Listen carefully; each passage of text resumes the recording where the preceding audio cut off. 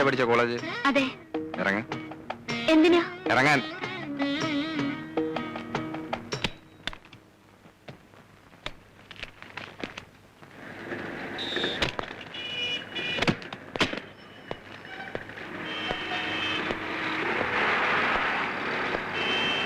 എന്റെ ആലോചന വന്നപ്പോ താല്പര്യക്കുറവ് കാണിക്കാൻ ഒരു കാരണം ഇതായിരുന്നല്ലോ.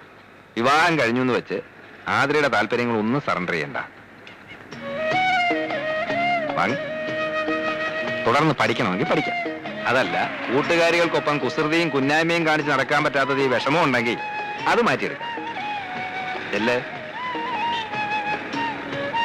നിക്കേ വൈകിട്ട് വിളിക്കാൻ ഞാൻ ഇവിടെ വരണോ അതോ ക്ലാസ് കട്ട് ചെയ്ത് കൂട്ടുകാരികളുമായിട്ട് എങ്ങോട്ടെങ്കിലും കറങ്ങാൻ പോവോ? ഇവിടെ വന്നാ മതി. മതിയല്ല? Okay, by.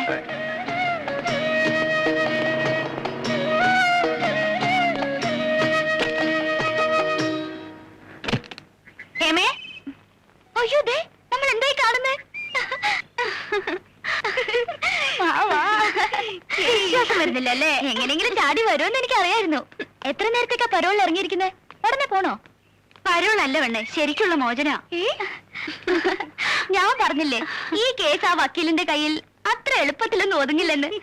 അയാൾ വക്കാലത്ത് ഒഴിഞ്ഞോ അതോ വക്കാലത്ത് ഏറ്റെടുത്ത് തുടങ്ങിയിട്ടേ ഉള്ളൂ?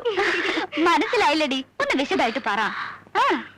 ഞാൻ കത്തിൽ എഴുതിയിരുന്ന പോലൊന്നും അല്ല. പിന്നെ ആ വില്ലൻ കട്ട് പുറത്തേ ഉള്ളൂ. മനസ്സ് വലിയ കുഴപ്പമില്ലാന്ന് തോന്നി. അപ്പൊ നീ കീഴടങ്ങിയോ? അയ്യോ ഇല്ല, കീഴടങ്ങിയാലോ ഒന്ന് ആലോചിക്കുക.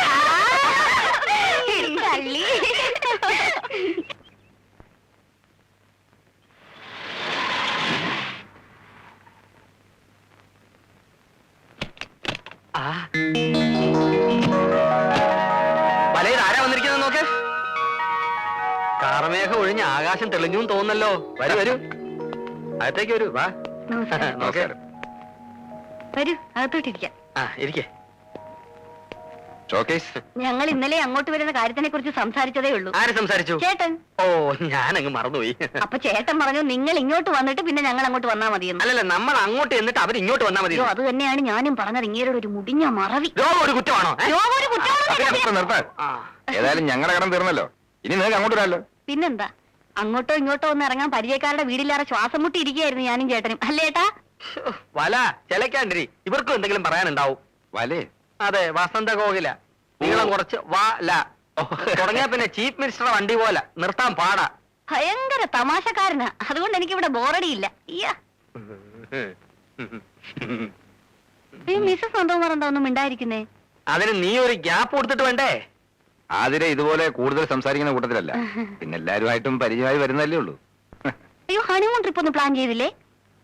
ഈ തൊട്ടാവാടിയെ വേറൊരു സ്ഥലത്തുനിന്ന് പറിച്ചു നട്ടല്ലേ, അതിന്റെ വാട്ടം ഒന്ന് മാറിയിട്ട് പോവാന്ന് വെച്ചു. അളിയാ, ഒരു മാസത്തെ വെക്കേഷൻ ഇപ്പൊ കോടതി അടയ്ക്കുമല്ലോ, അപ്പൊ ഒരു വിചാരണ പ്ലാൻ ചെയ്യണം. അയ്യോ, എന്നാ നമുക്കും കൂടെ ഒരു വിചാരണ പ്ലാൻ ചെയ്യാല്ലേട്ടാ? അയ്യോ വേണ്ട, വാദി പ്രതിയാവും. വന്നിട്ട് ഇത്രയും നേരമല്ലേ, ഇവർ കുടിക്കാൻ എന്തെങ്കിലും കൊടുത്തോ? അയ്യോ, ഞാൻ ഇപ്പൊ അത് ഓർത്തതേ ഉള്ളൂ. ചേട്ടൻ വന്ന് തേങ്ങ തിരുമിത്താ, ഞാൻ അവര് നനയ്ക്കാം. ചെല്ല് ചെല്ല്. ഇവരിയ്ക്കുന്നൊന്നും പറഞ്ഞ നാണിക്കൊന്നും വേണ്ട. വിവാഹ ജീവിതത്തിൽ ഭാര്യയ്ക്കും ഭർത്താവിനും തുല്യ സ്ഥാനമാ. അല്ലെന്ന് നന്ദേട്ടൻ പറയട്ടെ. തീർച്ചയായും. വന്നേ, നമുക്ക് അടുക്കളയപ്പോ. എന്തോ ഒരു വല്ലാത്ത മണം, കരിഞ്ഞ മണം വരുന്നല്ലോ. എന്റെ ഹൃദയം കരിഞ്ഞ മണമാണ്. ഇത് ഹൃദയമല്ല, തുണി കരിഞ്ഞ മണമാണ് തോന്നുന്നത്. അയ്യോ, എന്റെ ചുരിദാർ തേക്കാൻ വന്നിട്ട് പെട്ടി ഓഫ് ചെയ്തില്ലേ? അയ്യോ, ഞാൻ മറന്നുപോയി വല്ലേ. എനിക്ക് വയ്യ ഇയാളെ ഒരു മറവി. സാധാരണ എല്ലായിടത്തും ഭാര്യയാണ് ഭർത്താവിന് ഇസ്തിരി ഇട്ട് കൊടുക്കുന്നത്. ഇവിടെ നേരെ തിരിച്ച. ഒരു ചുരിദാറിന് പകരം നിലയ്ക്കാൻ 9 ചുരിദാർ മേടിച്ചു തരാം മലെ. ഒരു സുബേദരം കൊണ്ടുതരാം മലയ്ക്കാൻ. നമ്മുടെ കല്യാണം കഴിഞ്ഞ് 3 ദിവസം കഴിഞ്ഞായിരുന്നല്ലോ ഇവരുടെ കല്യാണം. എന്നിട്ടും അവർ തമ്മിലുള്ള അടുപ്പം കണ്ടില്ലേ? പാചകക്കാര്യത്തിൽ എന്റെ ഹെൽപ്പ് എന്തെങ്കിലും വേണമെങ്കിൽ പറയാൻ മടിക്കണ്ട, ഞാൻ വന്നിരിക്കും. ഓക്കെ? അതൊന്നും വേണ്ട. ആണുങ്ങൾ അടുക്കള കയറുന്ന എനിക്കിഷ്ടമല്ല. ഞാൻ വെക്കുന്നത് കുറ്റം പറയാതെ കഴിച്ചാ മതി.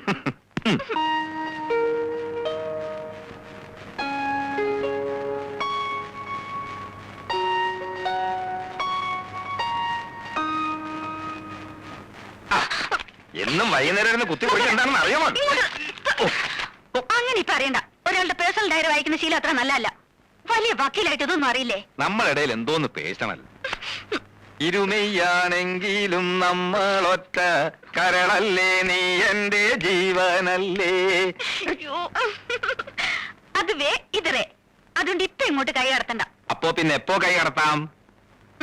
പറയാം. ഓ ഒരു മുതുമുത്തശ്ശനായി പല്ലിയൊക്കെ കൊഴിഞ്ഞ് വടിയും പിടിച്ചു നടക്കുന്ന ഒരു വയസ്സനായി നന്ദേട്ടൻ ഏതെങ്കിലും മൂലയ്ക്ക് കുത്തിയിരിക്കുമ്പോ ഞാൻ അടുത്ത് വരാം. അന്ന് നമുക്ക് ഒരുമിച്ചിരുന്ന് ഈ ഡയറി വായിക്കാം. മറക്കണമെന്ന് കരുതിയതും ഓർമ്മിക്കാൻ പാടില്ലാത്തതുമായ പലതും ഇതിലുണ്ടാവും. അന്ന് കിട്ടുന്ന ആ സുഖം ഇന്നിത് വായിച്ച പിന്നെ കിട്ടിയെന്ന് വരില്ല. അതുകൊണ്ട് അന്ന് വായിക്കുന്നതല്ലേ സുഖം. ഓ മതിയെങ്കിൽ മതി.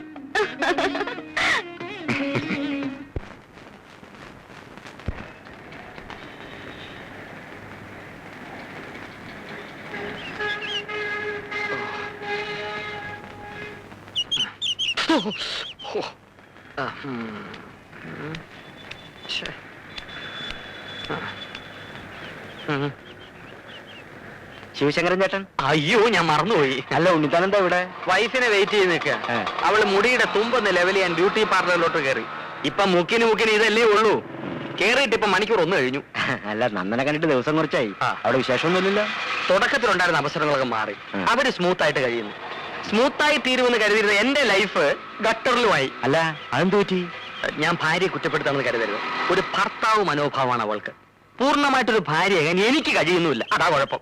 അല്ല ഉണ്ണിത്താനെ, ജീവിതമാകുമ്പോ ചില വിട്ടുവീഴ്ചകളൊക്കെ വേണ്ടി വരും. വിട്ടുവീഴ്ചകളൊക്കെ വേണ്ടി വരും, ശരിയാണ്. ഒന്ന് കുനിഞ്ഞു കൊടുത്താൽ ചാടി തലേ കയറും. ആണത്തം കളഞ്ഞിട്ടുള്ള ഒരു വിട്ടുവീഴ്ചയ്ക്കും ഞാൻ തയ്യാറല്ല. നേമന തറവാട്ടിലേ ഞാൻ. അല്ല പിന്നെ അല്ല ദേ വരും നമ്മുടെ വസന്തകോവിലം. നമ്മുടെ വസന്തകോവിലേ? അല്ല നമ്മുടെ. അല്ല അതേന്ന്. ആണോ?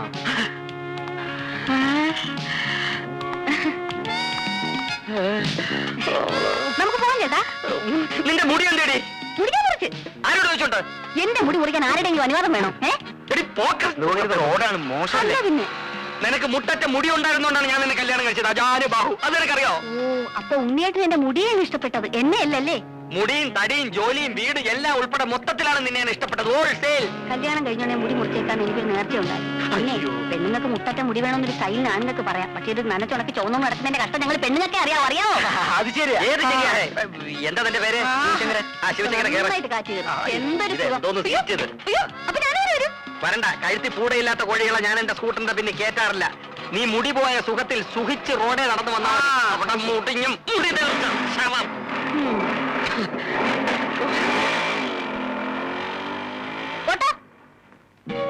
സത്യം പറഞ്ഞാൽ ഒരു വിവാഹ ജീവിതത്തെ കുറിച്ച് ആലോചിക്കുമ്പോ എനിക്ക് ആശങ്കയുണ്ടായിരുന്നു.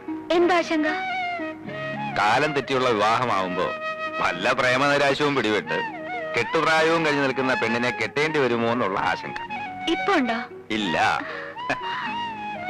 മറ്റൊരുവന്റെ ഓർമ്മകൾ മനസ്സിൽ സൂക്ഷിക്കാത്ത ഒരുവളെ ഭാര്യയായി കിട്ടുന്നത് മഹാഭാഗ്യമാണല്ലേ?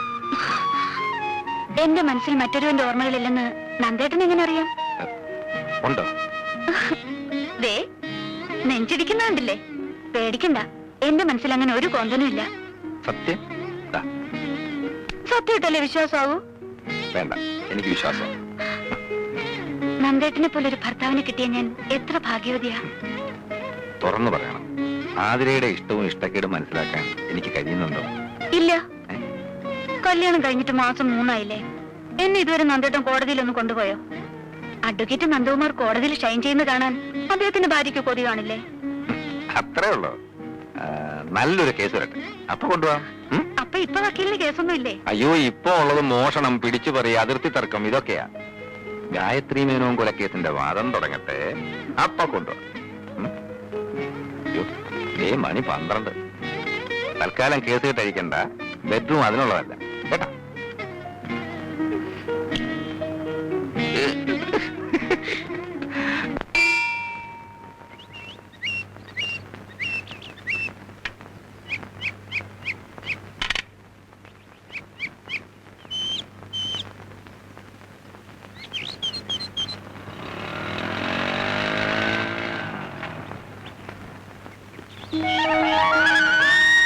ഞാൻ വീട്ടിൽ പോയിട്ട് വരിക.